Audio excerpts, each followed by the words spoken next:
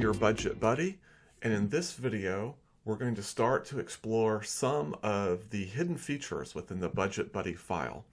So hopefully at this point you have some experience working with the Budget Buddy tool, and if you haven't, you want to go to the videos where the thumbnails are in blue, because those are kind of the core videos that goes over how to use the budget tool, how to use the 3 different tabs.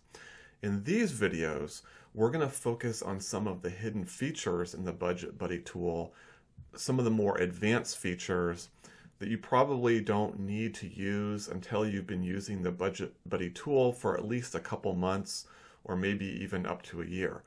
The blue ones, if you're just starting, and if you want to go beyond what the blue ones have to offer, that's where these videos come into play. So what we're going to do in this video is I'm going to show you how you can unearth some of these hidden features in the Budget Buddy tool, and then I'll go over each one and we'll talk about how to engage them, what they're for, and why you might be interested in using them. Sound good? Okay, let's get going. Sometimes one of the more difficult things to do is to keep your log updated correctly without having duplicates or missing entries. And it can be difficult to know when these things are occurring. And so one of the bonus tools in the file is designed to address just that scenario. So like all the other bonus tools, I'm going to go ahead and right-click on any of the tabs, and I'm going to go down to Unhide, and then we're going to click on Account Balance. Now what we see here is a situation where you can list your account names in this dark shaded cell, and you can type any name you'd like. Let's say, savings, credit card, whatever you like. And here's the key. For each account that you're including in the log, you have to indicate 2 dollar figures. The first dollar figure is the account balance at the time you started recording entries in the log. It doesn't matter when that was. Just when you start adding them to the log, what was the balance? So maybe in your savings account you had $500, and your credit card you owed $250, just as an example. Then you also have to indicate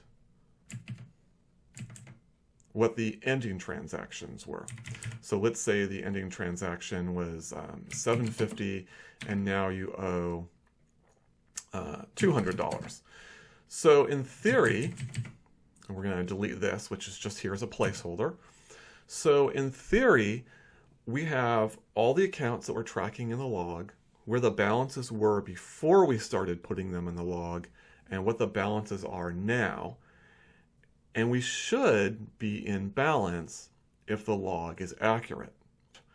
So in this example, it's telling us, oh, your log isn't accurate, you're missing transactions, and you need to go back and take a look. When you're in balance, and we have this number here that we've plugged in, it'll say you're in balance and your log is perfect and it's capturing all your transactions.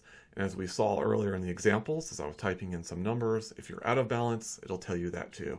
And then if you're out of balance, unfortunately, you do have to go back to the log and manually try to figure out where you're out of balance.